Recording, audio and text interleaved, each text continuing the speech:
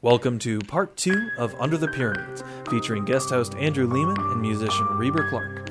I'm Chad Pfeiffer, joined by my co-host Chris Lackey, and you are listening to the H.P. Lovecraft Literary Podcast at hppodcraft.com. Mary, you knew my husband a long time.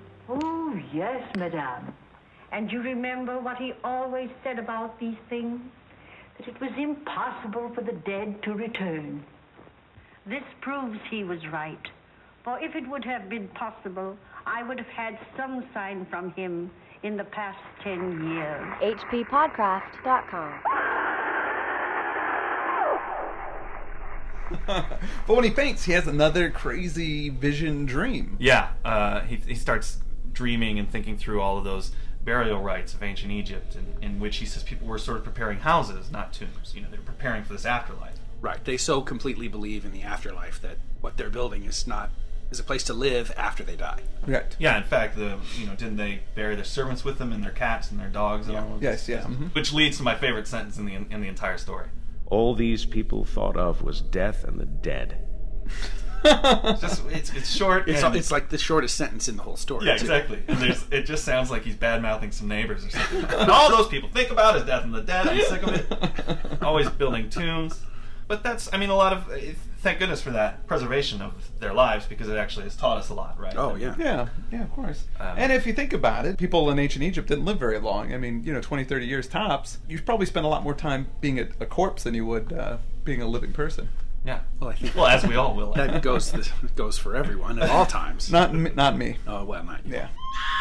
Just recently, there's some new revelations about Tutankhamun, right? How he died. And, Oh, yeah, there were. There was a whole documentary that I watched, and he was murdered? Is that what it was? No. People had, have often speculated that he was murdered. No, it turns out he had kidney disease. He had several major medical complications. Right, he had a clubbed foot. And, Yeah, they recently did this is becoming familiar. Yeah, to they me now. recently did like a CAT scan or something. Yeah, and right. they were able to diagnose. Yeah, They finally identified who his father was. Mm-hmm. Yeah. Information I don't have readily available right now. It was Darth Vader. It was Darth Vader, that's right. But then he was, he was deformed as a result of probably the inbreeding that was going on in the royal family. Well, not just the royal families, like all of Egypt. Marrying your sister or brother was a big deal. It was encouraged in that society. It's one of the few societies that incest was good. Right. It was important to them. There's some weird... I was reading a whole thing about Egypt, and that was one of those facts that really stuck with me. That they were inbreeding a lot. Well, apparently there's lots of screwed up things that they did in ancient Egypt, one of which is that when they mummified people, sometimes they'd swap out the human head for an animal head. What's the problem with that? Yeah, I actually don't see the problem with that, but it disturbs, in this dreaming that Houdini's doing, he thinks it over, and it disturbs him. Now, have they ever found any mummies actually like that, or is that just a story? No, that's, I think, in the story. And specifically in the story, too, he says there's no evidence that's been found of it because it's been hidden. It's been buried because it's so, it's such an abhorrent practice. Yes. So very decadent. What happened to those composite mummies is not told of, at least publicly, and it is certain that no Egyptologist ever found one. The whispers of Arabs are very wild and cannot be relied upon. They even hint that old Khephren, he of the Sphinx, the second pyramid, and the yawning gateway temple, lives far underground, wedded to the ghoul queen Nitocris, and ruling over the mummies that are neither of man nor of beast. It was of these, Khephren and his consort and his strange armies of the hybrid dead, that I dreamed, and that is why I am glad the exact dream shapes have faded from my memory. My most horrible vision was connected with an idle question I had asked myself the day before when looking at the great carven riddle of the desert and wondering with what unknown depths the temple so close to it might be secretly connected. Now that question, so innocent and whimsical then, assumed in my dream a meaning of frenetic and hysterical madness. What huge and loathsome abnormality was the Sphinx originally carven to represent? I don't know. Well, let me tell you. Oh. Andrew knows. I don't know either. Houdini has the most exposition-laden dreams I've ever heard of. So when Houdini finally comes to, the rope that had buried him, gone. It's just gone. Yes. Yeah. Somebody removed it, he speculates. And in the process gave him a whole batch of fresh new wounds bones. Yeah. As though some bird had been pecking at him or something. Yeah. Yeesh. Really strange. But that kind of steels him up because he thinks, look, if there's physical things around here, I can take them. This I can do. Right, Yeah. That he felt confident he could deal with. Yes, exactly. Yeah. And then again, he starts doing what he does best. He makes with the escape. Escape. And it takes all of his skill and then some to get loose. Because, again, these are some tight bounds. But when he does, he's pretty exhausted. He's got to lay there for a while.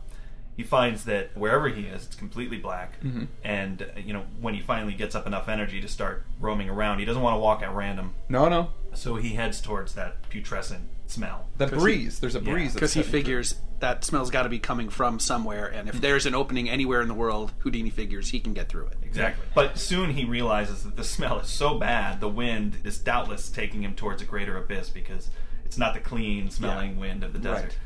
But he doesn't want to retrace his steps and get lost, so he thinks it's better to find the source of this wind, use it as a landmark, and kind of go from there. Because then he'll at least be able to find a wall, and then he can trace the wall to in the other direction and find the way out. Exactly. Unfortunately, as he gets closer to that wind, he trips. There's an unexpected step, and he falls down this huge flight of stone stairs. And here he leaves the story, and he skips it ahead a bit and says, sometimes he thinks back on this whole thing with humor. And he thinks, maybe I never fainted. Maybe this whole thing was one big coma.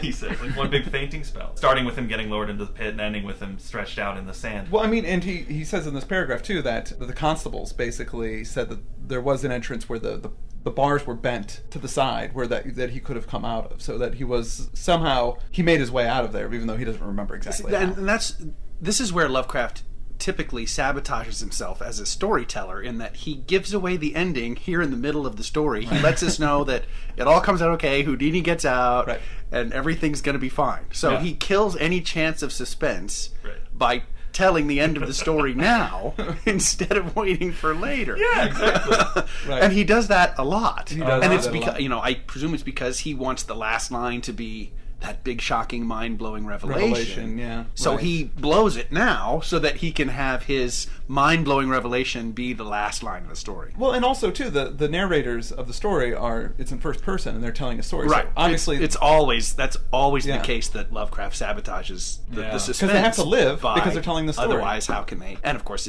if it's Harry Houdini, you know perfectly well that Harry Houdini's alive and kicking in 1924. So yes. Yeah. Although it would be great if sometime he ended a paragraph with the italicized sentence, by the way, I'm writing this while I'm dead. Even in the story, I think he's conscious of Andrew's criticism, so he admits, I'm sorry I digressed. Let's get back to the story. And he says, the smell was much worse down these stairs. And maybe it's time to stop going towards this wind and get the heck out of here. Yeah. So he starts trying to climb away from it. And as he's feeling around, he feels that he's at the base of these gigantic columns. Well, he feels that there's the hieroglyphics. Like when he feels the walls, he can feel that there's carvings in the walls and on the pillars. Right. Yeah. There's some structures down there. Yes. Mm-hmm. And worse still, he starts to become aware of these sounds. He says that they were very ancient and distinctly ceremonial, I felt almost intuitively. In their rhythmic piping, droning, rattling, and beating, I felt an element of terror beyond all the known terrors of Earth. Then I began to hear, faintly and far off, a morbid, millennial tramping of marching things. It was hideous that footfalls so dissimilar should move in such perfect rhythm. The training of unhallowed stalking, rumbling, lumbering, crawling, and all to the abhorrent discords of those mocking instruments. And then, God keep the memory of those Arab legends out of my head, the mummies without souls, the meeting place of the wandering Khas, the hordes of the devil-cursed pharaonic dead of 40 centuries, the composite mummies led through the uttermost onyx voids by King Khephren and his ghoul queen Nitocris.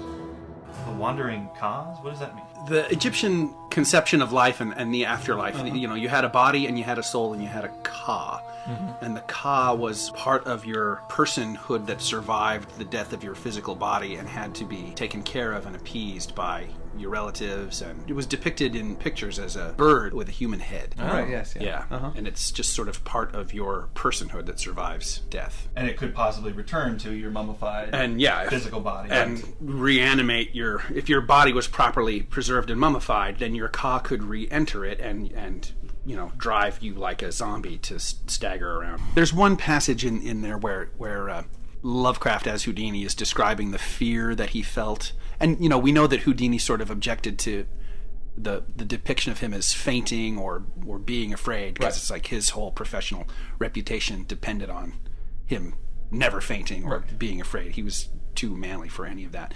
But Lovecraft describes the fear as being unrelated to any, sense of personal fear, that it was a sense of pity for the planet. Yeah. And that's like such a deliciously Lovecraftian concept of, that's Lovecraft right there. So I feel nothing but pity for this entire planet when I'm down in this incredibly deep pit beneath the Sphinx, that so big it could hold the Eiffel Tower 400 times over. That's such a Lovecraftian really sentiment.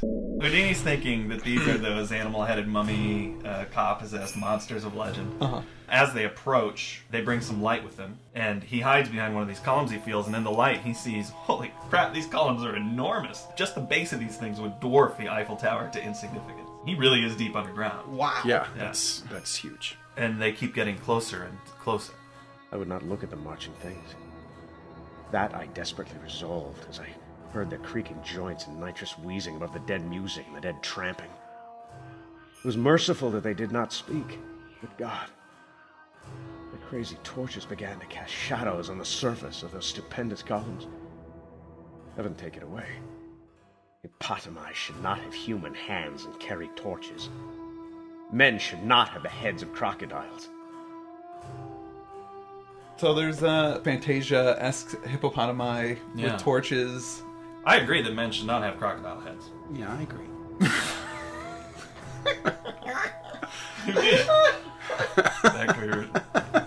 We're all back in agreement. Houdini begins to tell himself, this is only a dream, it's only a dream. That doesn't help at all. I know. And then there's this giant, big, terrible sound like a death rattle, or I think he calls it a corpse gurgle. He actually calls it both. Yes.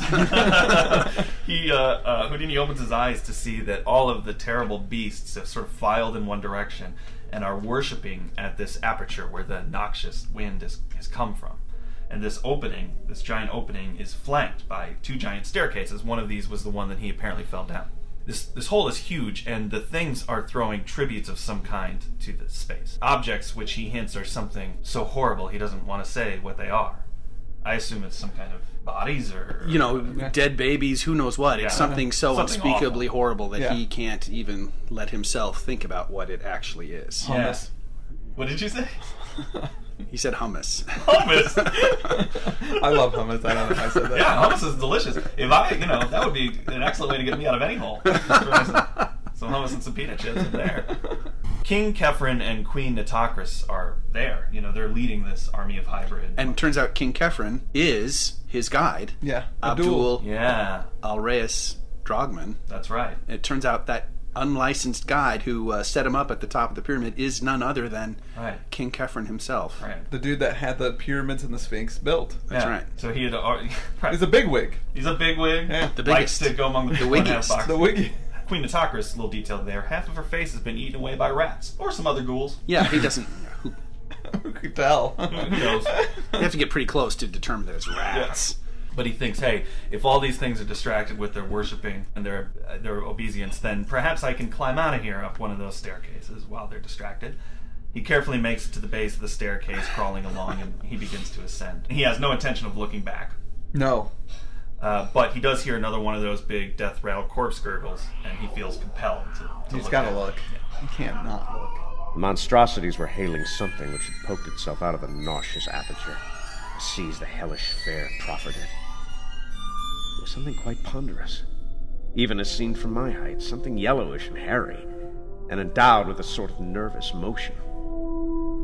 It was as large, perhaps, as a good-sized hippopotamus, but very curiously shaped. It seemed to have no neck, but 5 separate shaggy heads springing in a row from a roughly cylindrical trunk. The first, very small, the second, good-sized, the third and fourth, equal and largest of all, and the fifth, rather small, though not so small as the first. Out of these heads started curious, rigid tentacles which seized ravenously on the excessively great quantities of unmentionable food placed before the aperture. Once in a while, the thing would leap up. A occasionally would retreat into its den in a very odd manner. Its locomotion was so inexplicable that I stared in fascination, wishing it would emerge further from the cavernous lair beneath me.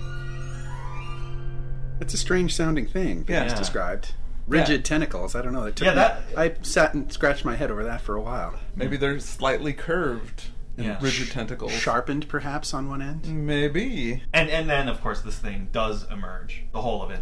And at that sight, Houdini turns and he just gets the heck out of there. Typical Lovecraftian protagonist. He doesn't exactly recall how he escaped or what had happened, but he goes up some staircases and ladders through some M.C. Escher underground painting, and he emerges on the sands in the dawn in front of the Great Sphinx. Where does he then lapse again into unconsciousness, and they find him later? He doesn't really say. Yeah. No, Yeah, he doesn't say. In fact, I was going to say he was found out there, but I don't know. I think he just wakes up and he's in front of the Great Sphinx. The Great Sphinx. God. That idle question I asked myself on that sun-blessed morning before. What huge, loathsome abnormality was the Sphinx originally carven to represent?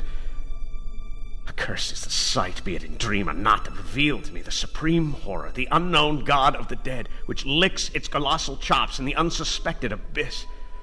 Fed hideous morsels by soulless absurdities that should not exist. The five-headed monster that emerged. That five-headed monster, as large as a hippopotamus, the five-headed monster. And that of which it is the merest forepaw. But I survived. And I know it was only a dream.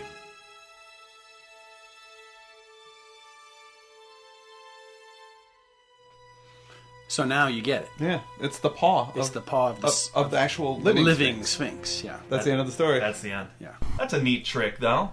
There's a five-headed monster. Oh wait, that's just its hand. Yeah. So those rigid tentacles are just claws. Coming Yeah. out of the end of what is basically a giant lion's paw. I know I'm a minority in this one, but I don't care much for the story. No, I love Houdini, and I think that what kind of bothers me about it is that Houdini doesn't really do anything. Like, he escapes from the ropes, and then he just beats feet and sees some creepy stuff. Like, I wanted Houdini to be doing some cool stuff, like maybe punching out some things, or figuring out some way to trick some monsters, or to, but... Chris, that's a very good point. Lovecraft, this is how most Lovecraft stories are, where they...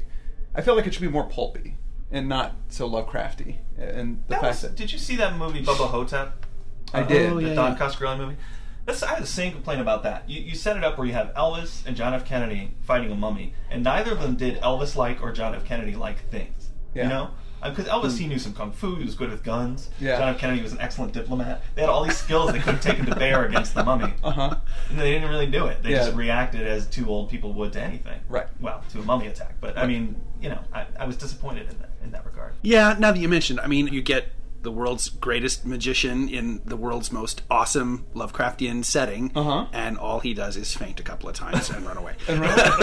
So, yeah, you're right. It could have been more kick-ass. It definitely could have. That said, it is the world's most awesome magician in the world's most awesome Lovecraftian setting. Yes. There are some really cool parts. Like, the whole rope thing is just genius writing. It's so cool. This is definitely one of many examples where, to Lovecraft, it's all about the style and the word choice and the writing. Because he doesn't give a damn about plot, obviously. There's no character development. There's no arc. He even tells you the end of the story in the middle, but then he'll throw out these fantastically long descriptive passages of the escape and the stairs and the wounds and the descent and all this stuff, where what Lovecraft was interested in was the pure writing for its own sake. If you like that, you like it. If you don't, then you think, it should have been more kick-ass. Well, I do like that, and that's one of the things I really do love about Lovecraft, but when I feel like you could have both, and we don't have both. Yes, we don't have both in this particular story. Many times Lovecraft, he nails it, but in this particular story, it left me a little, I also like Houdini's crew. I was sad that his wife wasn't involved in the rest of the story. She's a very fascinating character. Oh, in real life. And his brother's not mentioned in here, but Houdini's got this little core group of people that an entourage. Oh yeah, he does have an entourage. Yeah, he has like secret agents who work for him. And speaking of which, Ciametti was one of those. Secret agents. Yes, who go and bust up. Not bust up, but go spy on seances and, Yeah. and report the tricks that these bogus spiritualists are using. Right, because Houdini was way too famous to be able to go and do Right, these things himself. exactly. So he had to get other people to go in and check it out, and then they would report back, and it's like, what'd you see? And then he goes, well, she did this and this, and he goes, oh, okay, I Yeah. think I know what's up with that, and I can go in and bust her, or have somebody else bust her. Right. Oh, he was such a cool guy. Houdini Yeah. was awesome. Lovecraft and Houdini did meet. Yes, at least on one occasion, probably more, but we're not really sure. It's reported that they met, but like I said at the beginning, a lot of the things that Houdini claims to have done, he never actually did. Why he would exaggerate that he met H.P. Lovecraft at dinner in Providence, there's no real reason to be boasting about that. But From what I have read, from what we've read, Yes. they had dinner They had together dinner. in Providence at least once while Houdini was performing in Providence. I read some crazy article online that had all kinds of conspiracy theories about this dinner that Lovecraft and Houdini had in September of 24. Really? Yeah, because Bess got very ill after the Oh, dinner. right. She Right. got terribly Somebody sick. thought, well, somebody was trying to kill them because of their So there's occult. there's a big thing that a group of psychics were trying to kill Houdini, and that he was actually assassinated, like he was Yeah. poisoned when Really? he died. Oh yeah, that's this big thing. Years after his death, his wife was still conducting seances every Halloween. Yeah, as for a 10 means years. of- As a means of continuing his work of attempting to bust fake Right. psychics to prove that, look, if it were possible to come back from the dead, my husband would have done it. And Right. we've tried every year for 10 years, and there has been no evidence. He had a code word Yeah. that he gave her Right. before he died. Right. And I don't remember. And now That's how she would know that it was really him. Yeah. And Right. she never heard the code Nope. word. Never So in happened. 36, she called off any future seances. Yeah. Now, at my 30th birthday, we had a seance. We did. At the Magic Castle in the Houdini room. He still didn't manifest, so in a way, I carried on his work as well. Yeah, there Me you go. personally. Very good. But we did. I mean, the table shook, and Yeah. there was some unearthly presence in the room. That's true. Really? There were things like that. Who conducted Yeah. the seance? I don't know. Some guy with a goatee. Yeah, he looked pretty Oh, sinister. well, then it must have been real. He looked pretty sinister. It was pretty sinister. He had a goatee. Yeah. On a side note, we this is Under the Pyramids, but it was originally published Imprisoned with the Pharaohs. Oh, right. Well, that's the title I read it under. I didn't know it was. Yeah. Well, check this out. The only way that we know that it was originally under the Pyramids is because Lovecraft lost the original manuscript. And in Union Station. And in Union Providence. Station in Providence, and he put an ad out in the paper that says looking for this manuscript called Under the Pyramids, and he put in hopefully somebody would turn it into him, and never happened. So him and Sonia, he was on his way to New York to get married. Yeah. So him and Sonia rewrote it, like typed it up. She helped him retype it Yeah, up. I think he did the first part, got married, then did the second Yeah, part. So it was a working wedding, I guess. That should have been the tip-off for Sonia right there. Oh Yeah. boy.